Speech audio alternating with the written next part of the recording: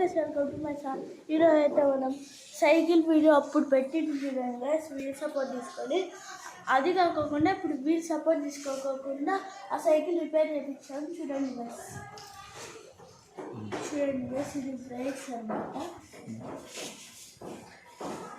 చూడండి ఇది స్టాండ్, ఇంకా ఇక్కడ బెల్ చూడండి. తర్వాత ఇప్పుడు ఒకసారి ఈ సైకిల్ అయితే పనిచేస్తున్నావు సార్.